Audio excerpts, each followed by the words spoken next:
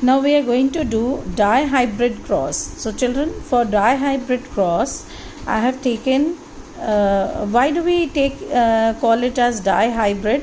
Because here we are going to study two character or two traits of the organism or of the plant here. So for example, I have taken two traits as color and the shape. Like the color is yellow and round, color of the pods yellow and round, and this is the dominant. Yellow is dominant in color and round is also dominant in shape. Then for recessive, I have taken green and wrinkled, or you can take another example of constriction. Okay, so these are the parents. So because my parents are homozygous dominant and homozygous recessive, so my symbols will be for yellow, because yellow is dominant, so my symbol will be capital Y. This is representing yellow.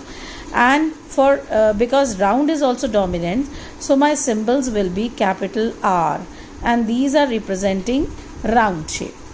Similarly, for homozygous recessive, my symbols will be, because I have taken Y as the alphabet and capital Y is the dominant one, so my small y represents the recessive color and small r will represent the shape, that is the wrinkled shape. Because both the alleles are same, see, both the alleles are same, here also both the alleles are same, so these are homozygous dominant and this is homozygous recessive. Okay, now comes the gamete. Now gametes will be formed. Now how will the gametes be formed? Again, segregation will occur. Now when the segregation occurs, there will be chances that this Y, now these two will be separated, and again this will also be separated. Now what will be the combination here? The separation will be Y R and Y R. These are the gametes that I will be getting after segregation. One Y, okay, one allele for color, one allele for round, again other allele for color, and this is for shape. So I got the gametes. Similarly, here also my gametes will be YR, YR. So I got the gametes of both the parents. Now what will happen? F1 generation will be formed. So how will the F1 generation will be formed? Either this will be combined, and what will be the result? Capital Y, small y, capital R, small r. Or this and this can form a combination. The result will be same. Or this and this can form a combination. And this. Right? So this is my F1 generation. All are heterozygous, but all of them will be yellow and round. Why? Because dominant trait will express, the recessive trait will not be able to express itself. Now, from F1 generation, I will take two parents, selfing F1. So let me take any two of the parents.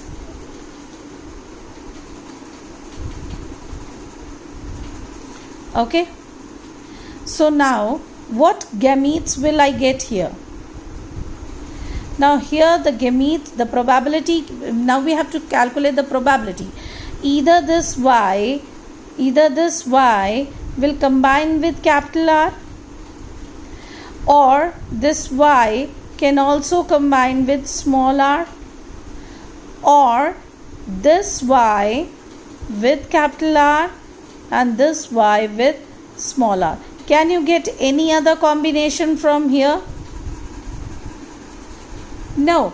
So these are the 4 possible ways of formation of the gametes. Beyond these 4 gametes, we will not get any other gamete. So if I am getting these 4 gametes for this parent, the same pair of gametes will be formed for this parent also. So the same set of gamete for this parent also. Now if I do this combination by making lines as I did for the F1 generation, it will be very messy. So to avoid this mess, what can we do? We can make a Punnett square. This is a Punnett square.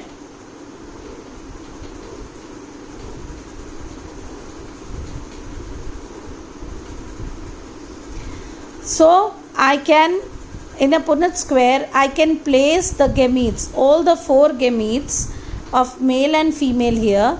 Like my first gamete is YR, then small r.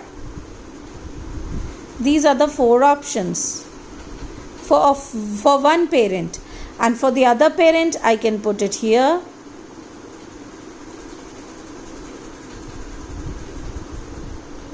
And YR. Now what will be the combinations that I am getting here? See, what combinations will I get when these 2 will combine? Capital Y, capital Y, capital R, capital R. Now this will combine with this, capital Y, capital R, small r. Then this will combine with the third gamete, and then the fourth one. Similarly, this gamete will combine with the first one, then the second one, then the third, and then the fourth. Next, these are the combinations that I'll be getting.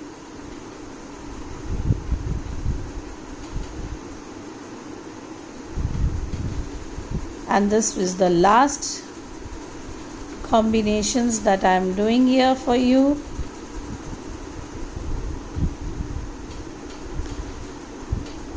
So this is the F2 generation. Now children, you have to see if there is a capital Y, you have to write all the genotypes. You should write all the genotypes. So first genotype, why am I calling it as genotype? Because these are the genes here. So what will be the result? It is yellow round. So count how many yellow round are you getting. This is yellow round because both are dominant. Yellow round, 1, 2, 3, 4. Again yellow round, 5. Yellow round, 6. Yellow round, 7. Yellow round, 8. Yellow round, 9. So how many am I getting yellow round? 9. Now see the combinations that are left. What is this? This one is yellow and wrinkled. Next one is yellow wrinkled. So how many yellow wrinkled are you getting? Yellow wrinkled is this. This is yellow wrinkled. See, 1. Okay, yellow wrinkled. Any other yellow wrinkled are you getting here? Oh, this is yellow wrinkled. No, this is not yellow wrinkled. This is yellow wrinkled. 2. Any other yellow wrinkled?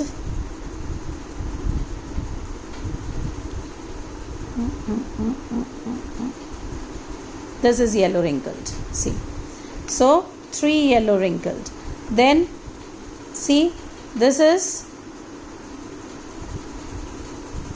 green and round. Green round. So how many green round? 1, 2, 3. 3 green round. And the last one is green wrinkled. So it's only 1. So what is the ratio that you are getting? This is phenotypic ratio, 9:3:3:1. Phenotypic ratio of a dihybrid cross. Okay.